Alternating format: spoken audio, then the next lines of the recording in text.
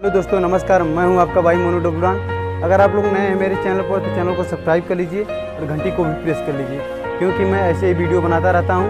तो देर किस बात की, चलते हैं, स्टार्ट करते हैं। और वीडियो में कोई गलती हो गई है तो मुझे कमेंट बॉक्स में ज़रूर बताएं।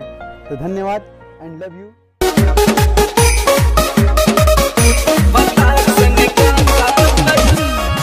नैहर से जब ससुरा गईलू,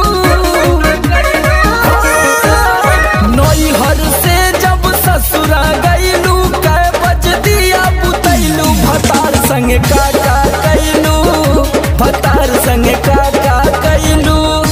लाजो न लागे तो है पूछे में ओई सोन बात हो।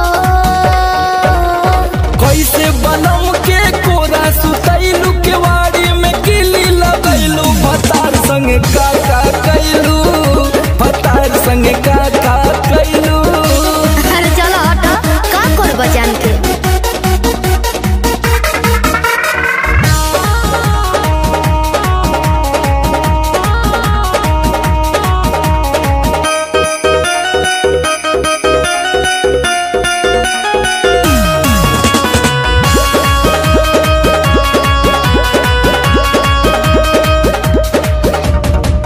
चार दिन में चमके लगल चेहरा पलाइत, गिरजर में सैया के न होइनी डे नाइट।